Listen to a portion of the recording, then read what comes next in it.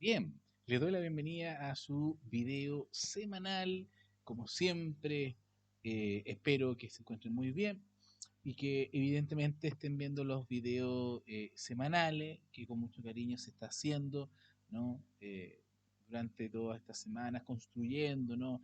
El camino hacia el conocimiento.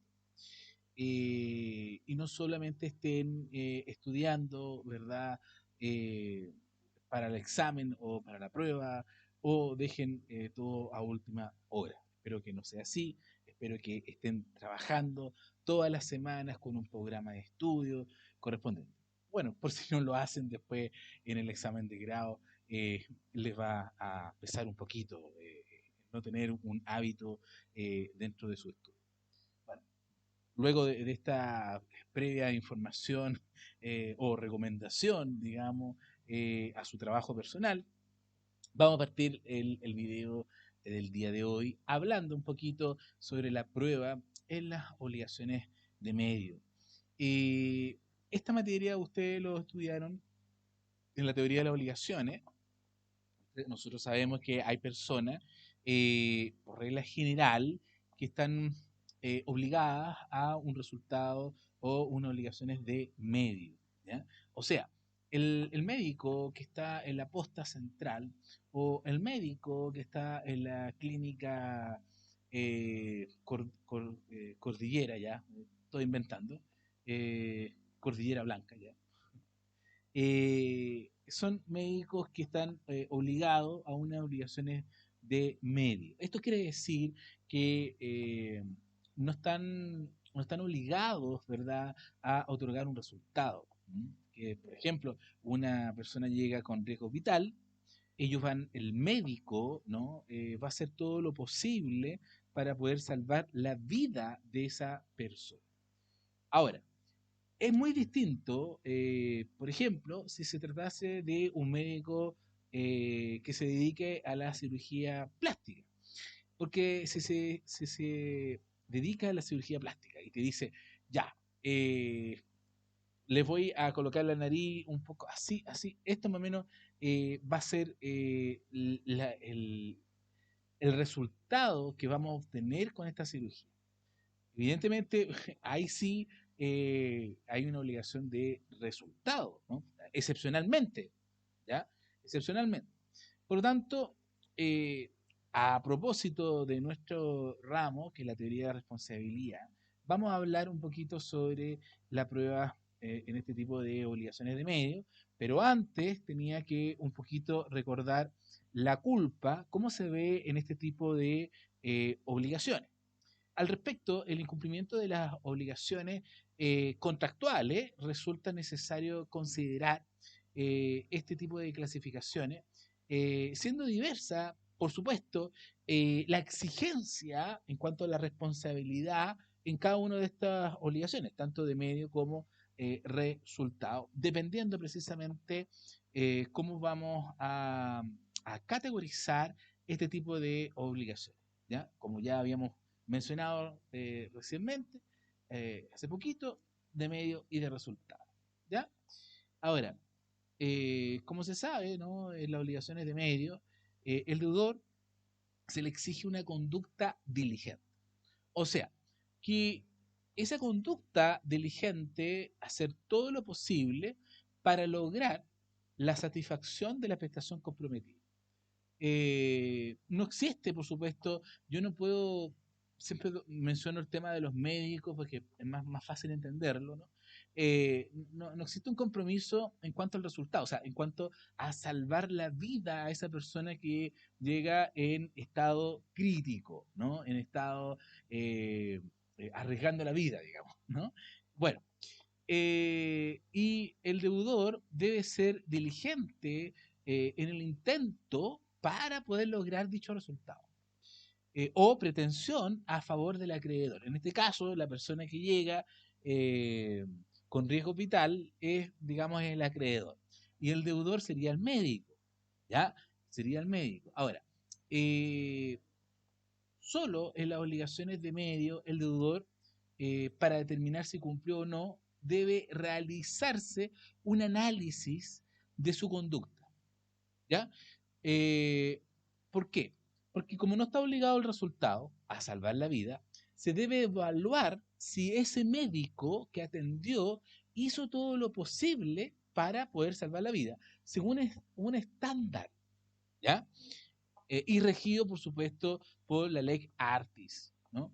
Ahora, eh, en este sentido, debe entenderse el famoso artículo 1547, el cual nos recoge la denominada prestación de culpa, ¿no?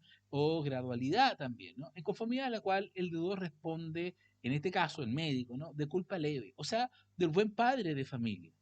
Levísima o lata, dependiendo de las circunstancias, ¿no? Ahora, según la utilidad, además, ¿no? El beneficio. Recordemos, por favor, esta gradualidad de la culpa, ¿ya? También, por favor, voy a hacer un bonus track. En el artículo 44 nos habla de las especies de culpa, ¿ya? En el 1547 nos gradúa la culpa. O sea, si en el acto de contrato es beneficioso solamente para el acreedor, el deudor va a responder de culpa lata. Si el acto o contrato es beneficioso para ambos, el deudor va a responder de culpa leve, ¿ya? La del buen padre de familia. Ahora bien, si el acto o contrato es beneficioso solamente para el deudor responderá de culpa levísima. Recordado eso, nunca está de más, eh, la razón en la cual la clasificación de las obligaciones de medio y de resultado fue resolver una supuesta contradicción entre dos grandes preceptos legales consagrados en el Código francés, tanto el artículo 1137 y 1147 del Código francés. El primero hablaba un poquito del buen padre de familia y el segundo se refiere solo al incumplimiento. Eh, en el primer artículo del Código francés se trataba de las obligaciones de medio y era el acreedor que tenía que probar el incumplimiento. O sea, llevándolo de nuevamente al caso para que se entienda, eh, eh, el paciente que llega en estado crítico tendría que probar que no hubo esa culpa leve o no hubo esa observancia de esa conducta exigida como para un hombre medio, ¿ya? Recordemos también que la culpa lata es del hombre inferior al medio, la culpa leve es del hombre medio y la culpa levísima el hombre superior al medio, aquel hombre diligente, juicioso, que le hace una determinada diligencia y que para él lo que está realizando es un negocio importante y se comporta según esos estándares de exigencia a propósito de este hombre superior al medio. Bueno, eh, ahora, hay que tener presente, en definitiva, eh, como, como lo dice Alessandri Abeliou, entender que la clasificación en este sentido resulta un poquito inútil en nuestro país, en Chile, puesto que el ordenamiento jurídico tiene resuelto el problema de la carga de la prueba muy claro en el artículo 1547, inciso tercero, en lo cual corresponde al deudor la prueba de la diligencia. O sea, quien debe probar no es el paciente que llega en estado crítico, porque él tiene la figura de acreedor, ¿te das cuenta? O sea, él puede exigir que le salven la vida, ¿ya? Ahora, el deudor sería el médico. Por lo tanto, es el médico en Chile, a la luz de este precepto 1547, inciso tercero, que debe probar que actuó como un hombre medio, como un hombre buen padre de familia, ¿no? Culpa leve.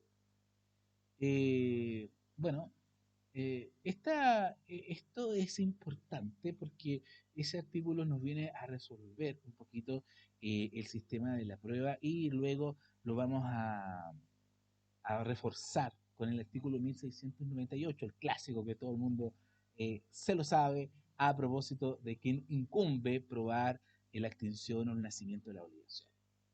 La alega, por cierto. Bueno, ahora, en las obligaciones de medio, eh, como aquellas obligaciones de resultado, el hecho generador de la responsabilidad es el incumplimiento. Por un lado, lisa y llanamente, en las obligaciones de resultado no se obtuvo dicho resultado. Y en las obligaciones de medio se evaluó y se consideró que no se hizo todo lo posible como debiese haberse hecho. ¿Ya? Ahora, Peña y Lillo nos dice que para poder precisar si se entiende por incumplimiento o cuando se incumple, en tus palabras, que es lo que se entiende por dicho incumplimiento, surge útil una distinción. La de resultado, ¿cierto?, es incumplida cuando el deudor no ha proporcionado al acreedor el resultado al que se comprometió. O sea, por ejemplo, a mí me tenían que repingar la nariz, cuestión que no me gustaría, pero no lo logra el médico habiéndose comprometido para repingarme la nariz, eh, se incumplió la obligación. O sea, lisa y llanamente en las obligaciones de resultado hay incumplimiento cuando no se obtiene dicho objeto o resultado comprometido. Eh, Ahora, el mismo autor, Peña y Lillo, en su libro, nos indica en forma categórica, por cierto, refiriéndose a la imputabilidad. Lo que ocurre es que en las obligaciones de medio, dice él, este elemento, la culpa, eh, viene a identificarse con el incumplimiento. ¿Por qué? Porque tal cual como les he dicho yo en este video, va a haber incumplimiento cuando no se observa ese estándar legal exigido, y que ustedes lo pueden leer en el artículo 1547, o sea, el latamente explicado, ¿cierto? El que ordinariamente emplean sus negocios propios, ¿no? El del hombre medio. Por lo tanto, en las obligaciones de medio hay que ver si se observó o se observó esa conducta exigida, ¿ya? Y si se observó esa conducta exigida como hombre medio, no va a responder. Ahora, si no se observó y se demuestra aquello, sí va a responder y sí va a haber y sí va a existir el incumplimiento. Eh, Ahora,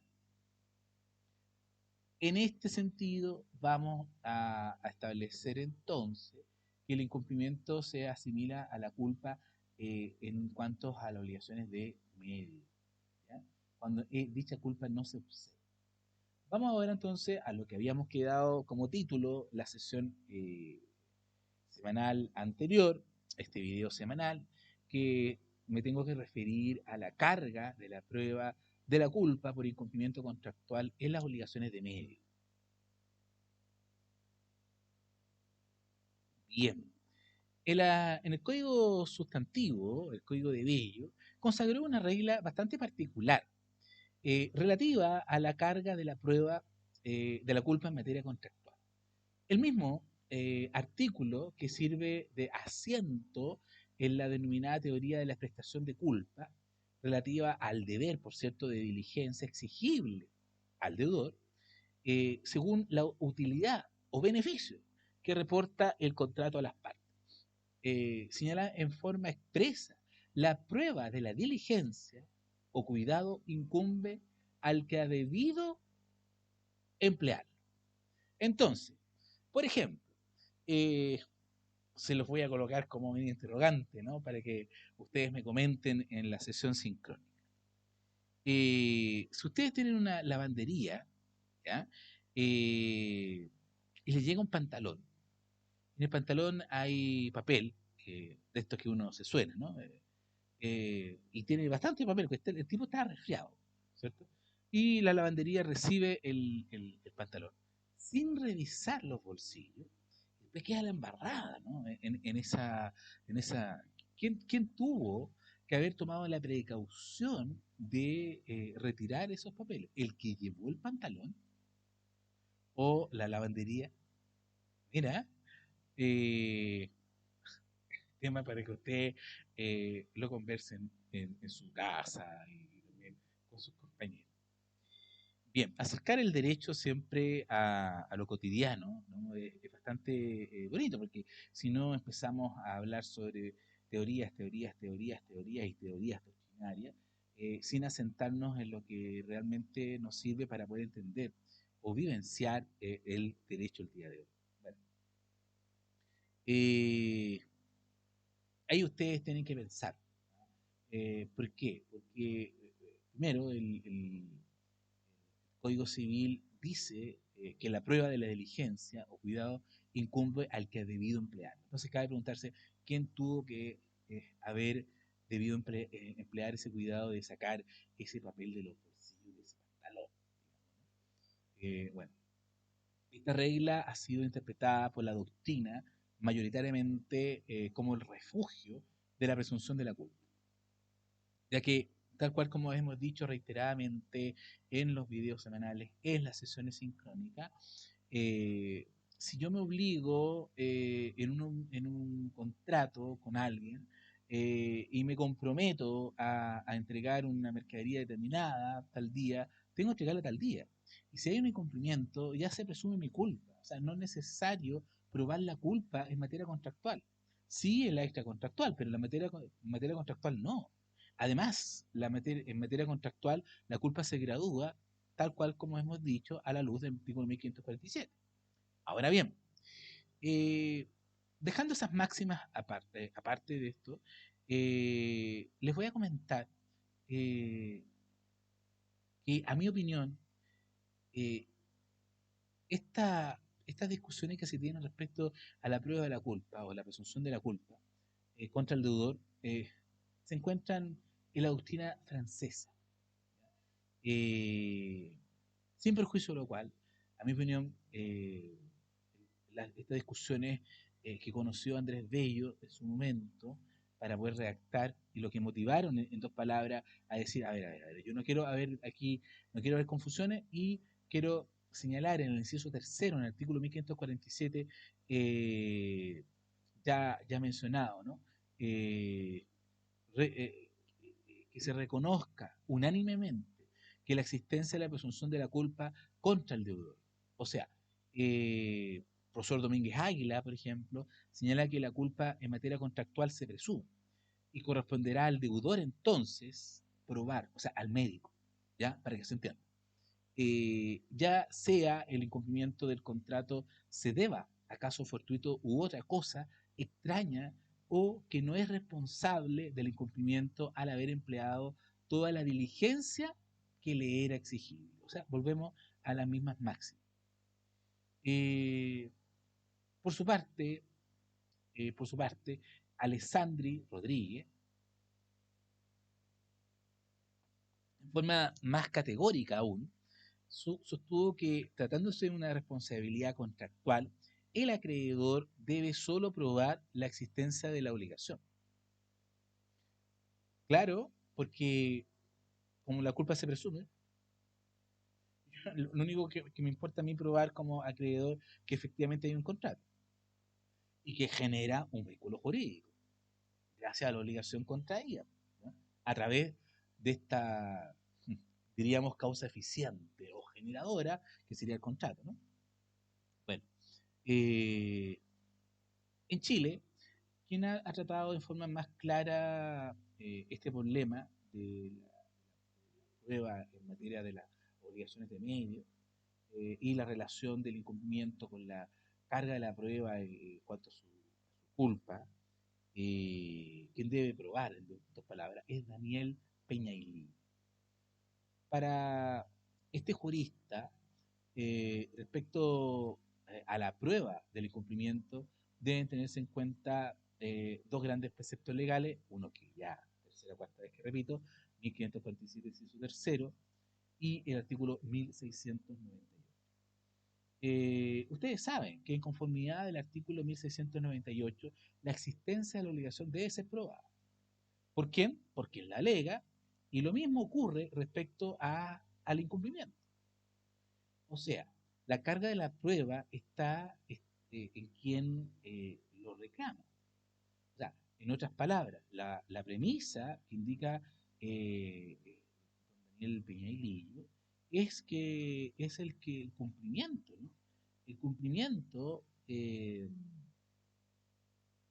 y estamos hablando de la ejecución, la prestación, el pago, por ejemplo, ¿no? Y que el cumplimiento constituye una causal de extinción de la obligación. O sea, una obligación nace para ser cumplida de forma íntegra, oportuna y exactamente. Y por lo tanto, don Daniel Peñalillo nos dice, eh, técnicamente, la prueba del cumplimiento cae en la segunda parte de la regla probatoria del artículo 1698. Eh, Cuando estamos hablando de la extinción, o quien alega el nacimiento por su extinción, como dice en 1698. Eh,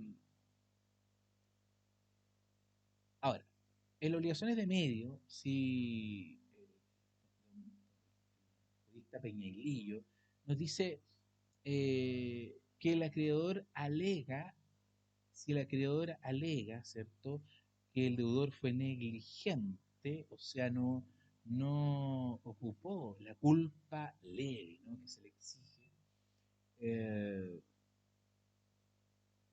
que incumplió en dos palabras, porque no ocupó o no observó la conducta como un hombre medio, eh, tendría, ¿cierto?, su obligación de comportarse diligentemente, eh, estaría, eh, o sea, incumplió al momento de comportarse negligentemente. Ahí está. Sin importar un resultado esperado que no se haya producido, porque estamos hablando de obligaciones de medio.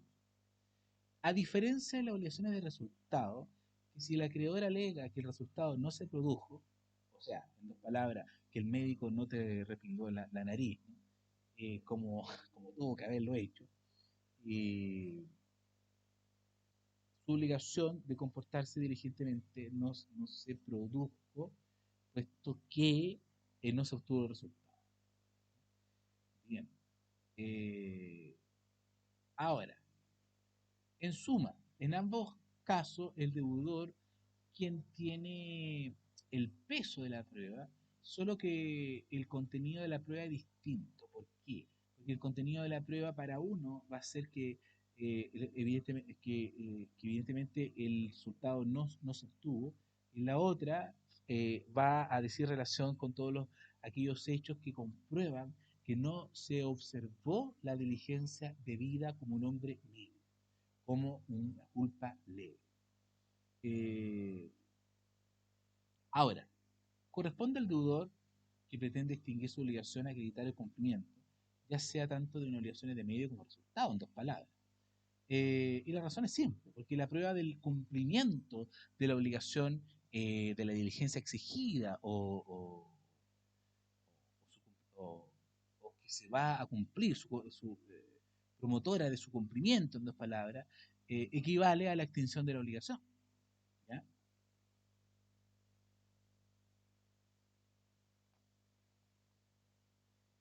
Bien. Eh, Resumiendo todo esto, que ya más o menos las ideas centrales se van asentando, ¿cierto?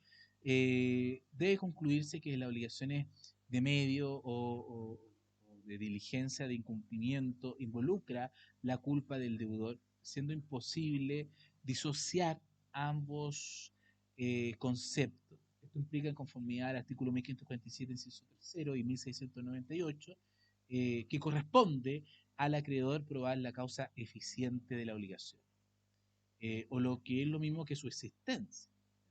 En cambio, es carga del deudor acreditar la ejecución correcta de la obligación o de la diligencia esperada en conformidad a la correcta interpretación del artículo 1547, inciso tercero y 1690. Voy a adentrar un poquito, ya habiendo terminado esa materia, ¿no?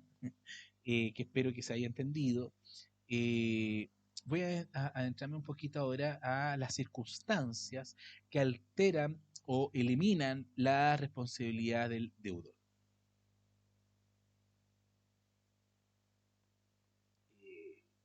Antes de eso, no puedo seguir si no les puedo recordar a lo que es la causa eficiente, la, la, la, la, la causa final y la causa eventual o subjetiva. ¿Ya? Ya. La, la causa eficiente, yo también la denomino causa generadora, son la fuente de la obligación. Estamos hablando de la teoría de la causa, entre paréntesis, estamos recordando. ¿Ya? Sería el contrato. ¿Sí? Esa es la causa eficiente o generadora, sería el contrato, ¿ya? La fuente de la obligación. ¿Ya? La causa eventual o subjetiva, ¿cierto? Es el móvil interno. Por ejemplo, yo compro un auto, ¿ya? Pero yo lo compro para transportarme en mi trabajo, ¿cierto? Pero otras personas pueden comprar el mismo auto para hacer carrera por Avenida La Florida. A eso de las 12 de la noche que se juntan los chiquillos. Por Avenida La Florida. Estoy inventando, ¿ah? Ya. Yo soy el número 25 de auto. No, no importa, es mentira. Ya. O otra persona puede comprar dicho auto para poder trabajarlo en Uber o en otra. O en otra. No estoy haciendo publicidad, por favor. O en otra plataforma ya. Eh, o otra persona lo pudo haber ocupado para poder transportar a pacientes que se hacen diálisis, bueno, y así. O sea, el, en cambio, por eso esa causa eventual o subjetiva es un móvil interno del sujeto contratante y es independiente, es a cada uno de las personas que contratan, ¿ok? Y la causa final sería común para todo, es un común denominador para todo la causa final. ¿Ya? La doctrina clásica sigue esta causa final. Por ejemplo, el comprar un vehículo, la causa final sería adquirir el derecho real de dominio de ese vehículo. Esa sería la causa final, por cierto. ¿Ya? Eh, Ahora, no sé, para que se entienda a cabalidad, si nosotros hablamos, por ejemplo, de comprar un pasaje, no sé, un pasaje a México, ya, un pasaje a México. Hay personas que pueden comprar un pasaje a México, ¿cierto? Y su causa final entonces sería adquirir el derecho real de dominio sobre ese pasaje que le da la prestación para llegar a México. Punto. Pero la causa eventual o la causa subjetiva, ¿no? Puede ser que personas que viajen a México por trabajo, por negocio, por placer, etcétera. ¿Ok? Y la causa generadora o eficiente sería el propio contrato. ¿Ya? Solamente para recordar. Ahora sí, vamos a partir las circunstancias que alteran o eliminan la responsabilidad del deudor y que por cierto también la vamos a conocer este día, este miércoles, ¿no? En nuestra clase. Vamos a hablar sobre esta materia también. Bien, no cabe más que recordar que el dolo, o en su caso la culpa del deudor, su incumplimiento de la obligación le resulta imputable, pero también existe que si bien es cierto se actuó con esa culpa, eh, pero no van a ser la responsabilidad por ciertos hechos que van a modificar aquello. Y esos hechos o situaciones, como el caso fortuito, eliminan la culpa o el dolo en su caso, son nociones totalmente opuestas, por cierto. Otros, en cambio, como la cláusula de irresponsabilidad, exhiben de ella habiendo culpas, porque nadie puede condonar el dolo futuro, no vale, ¿no? Los hay también cuando son propios de este tipo de iniciaciones de perjuicio, eximen de ella y otros van variando más allá eh, de la propia obligación. Ahora, se ha señalado que un requisito de la responsabilidad contractual, tanto como la extracontractual, es que no haya circunstancias que se eximan de ella. O sea, cuando nosotros hablamos, por ejemplo, de un elemento de la responsabilidad contractual, se señalaba el retardo imputable, ¿no? O sea, que exige, ¿no? Además, en la responsabilidad extracontractual hablábamos del actuar doloso culposo. Hay un actuar, ¿no? Hay una imputabilidad, ¿no? En ambos casos, en ambas situaciones, es requerente, no es necesario. Eh, bueno, hay una circunstancia, por ejemplo, el dolo, ya estudiado y que hace responder incluso tanto de los perjuicios imprevistos como los previstos. Y eso lo habíamos mencionado a la luz del artículo 1558. Y a propósito de cuando les recordé sobre la visión o unicidad o la visión tripartita del dolo, en el sentido de que eh, el dolo se ve como agravante de la responsabilidad contractual. No se lo voy a repetir porque ya se lo he dicho en varias ocasiones. Eh, de todas maneras, de todas maneras, eh, la regla general que los contratantes respondan solamente de los previstos. Pero si uno de los contratantes actúa dolosamente, no solamente va a responder de los previstos, sino también de los imprevistos. Bueno, la ausencia de culpa es una noción bastante discutible en cuanto a la alteración que ella produce en cuanto a la responsabilidad y en caso de poder modificar. A propósito, por ejemplo, el caso fortuito o fuerza mayor, ¿no? Es una de las grandes, o mejor dicho, la noción más fuerte, ¿cierto?, de exenciones de responsabilidad. O sea, y es bastante claro, o sea, el deudor debe ser imputable, ¿no? Eh, el incumplimiento. ¿Ah? Ahora, no le va a ser imputable a pesar de que incumplió si existiese caso fortuito o fuerza mayor. El estado de necesidad, muy, no muy visto en materia civil, pero sí en materia penal, ¿no? Lo vamos a recoger brevemente más adelante. El caso fortuito, el caso fortuito, ¿no? O fuerza mayor, como se señalaba, son nociones distintas. A mi parecer, caso fortuito, fuerza de la naturaleza, fuerza mayor, fuerza del hombre. ¿Ya? Ahora, la teoría de la imprevisión o excesiva onerosidad en la prestación,